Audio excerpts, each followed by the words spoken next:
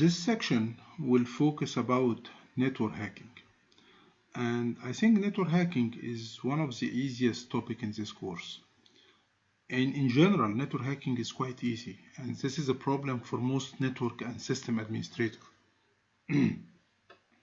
And we're going to take different attacks on this section. So we're going to talk about sniffing, man-in-the-middle attack, SSL stripping, session hijacking. We'll cover many topics. But why this specific attack is quite easy, and why it represents a challenge for us, that it's very hard to 100% secure a network. Now, when I'm talking about network, I mean two different kinds of networks, the wired and the wireless, any LAN or wireless LAN.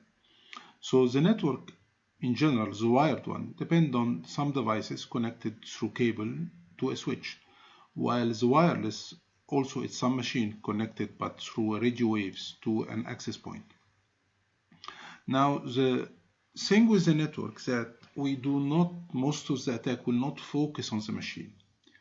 It will focus on the switch or the access point or even the traffic. And this is why this kind of attack is very hard to prevent. So I'm connected to a network, wired or wireless, and I start manipulating the switch. I start to convince the switch that whenever traffic is going, just could you let him go through me? And it's very easy to do that.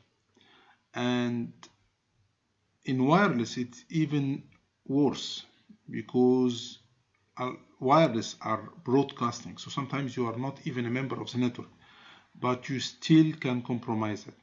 Wireless, we're going to take some attacks that are applicable here, and some of the attack will be applicable on the wireless section related to cracking key and so on. So hacking the network, it's quite easy. Now, before going through the demonstration and taking many attacks, I just need to give you an idea about how the switch is working. Switch, it's a layer 2 devices. That means it can recognize the machine by their MAC address, not by their IP. So whenever one machine needs to connect to another machine or need to connect to a router to go to the internet or need to, the switch can identify those machines by their MAC address, while machines themselves can communicate to each other using their IP.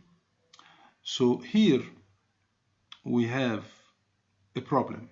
You have two people connected, or two machines are connected to a switch. Switch can exchange the information between them by their MAC address, while the computer can use only the IP. So definitely you need kind of translator to translate for IP to MAC. And this is most of the attacks that we're going to explain in this topic will be built on that, to manipulate this translator, to let him translate something else. And I'm going to share with you a comment that whenever we do an attack on the upcoming video, please always check with this comment what has been changed. So the objective, one more time, it's not just to go step by step with the tools and know how it works and to do a successful attack. This will not get you to become a successful penetration testing. It's all about understanding behind the scene, what exactly is going on. So a very useful comment that I would like you to test from time to time whenever you implement an attack. It's called ARP-E. And ARP is a protocol that translates the IP to MAC. So when you try to ping on a website, the switch will translate that to the IP, from the IP to the MAC, so he can send this request to the web router and then to the website, or from one machine to another machine and so on. So ARP-A will show you all the translations that has been made. Now, eventually, sometimes after implementing the attack, if you go to the victim machine, you're going to find that the translation was not done correctly. So you are going somewhere, but you have been manipulated with a different MAC address that will send the traffic to the hacker machine. So my point is, please memorize this comment. And for the upcoming video, whenever we do an attack, and if the attack is successful, please investigate why it was successful. Type ARP-A and check is this the right MAC address for this specific IP?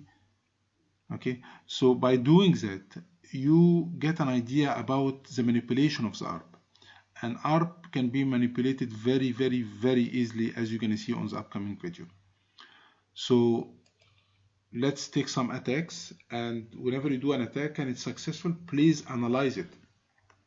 And if you have any question or anything that was not clear about the attacks that we're going to take, please feel free to post a question and I'll get back to you very fast. Thank you so much.